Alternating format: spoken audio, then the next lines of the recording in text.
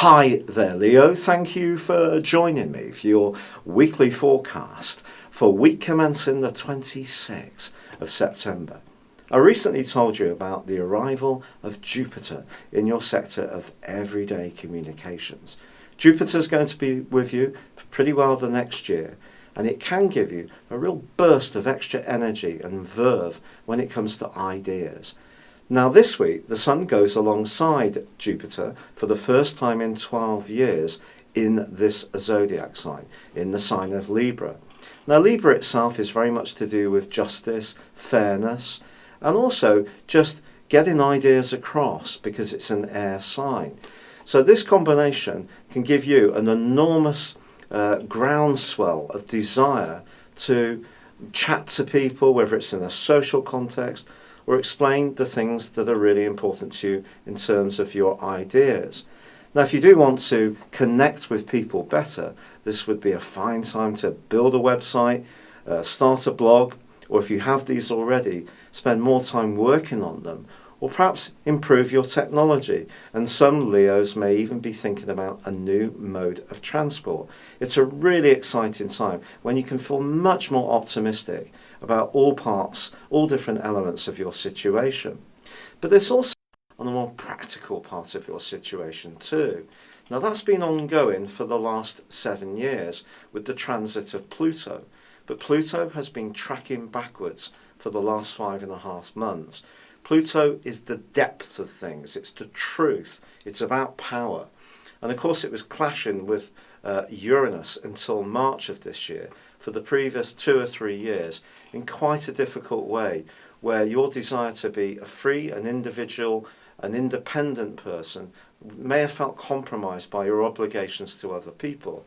Now that aspect has come to a close, but it has of course been replaced by the rather wearing and draining link between Neptune and Saturn.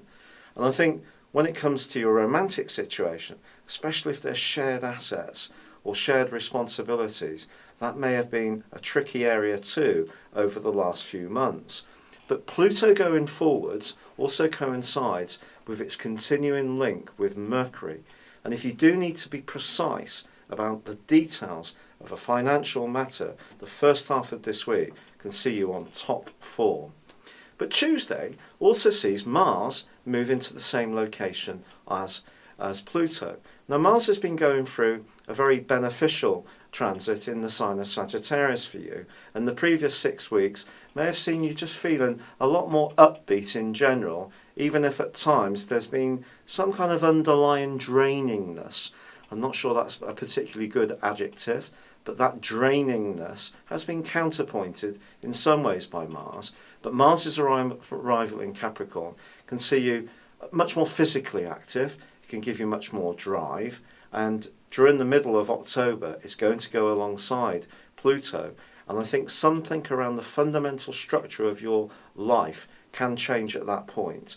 But this is a fine time to think more about getting a bit fitter, and perhaps that extra communication that's going to be bubbling away can also give you the desire just to connect with people. It doesn't necessarily have to be through your mind. The Libra and Jupiter combination can actually just give you a desire to move around more, to flex your body. So if you get more active, whether it's in a formal context or just walking, swimming, cycling, I really feel that that's a very positive thing that you can embrace this week. But Venus and Mars then go on to forge an absolutely gorgeous angle all through the week.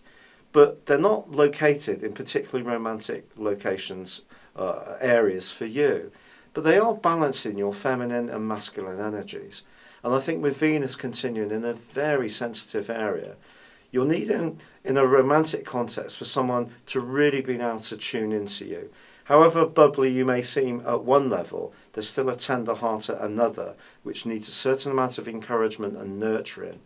And it could be a very practical person that you're drawn to, someone who's straightforward, no nonsense, you know exactly where you stand. Could be a very attractive potential candidate if you are looking to get to know someone new, and it could be someone that you get chatting to in a very ordinary location. But by the end of this week, Venus forges a beautiful link with Neptune. I think this can get some Leos thinking about where you live or how you live there. If you're hoping to move into a property, you can have some kind of dreamlike idea of roses around the door. But of course, you need to balance this with a more practical appreciation of your circumstances.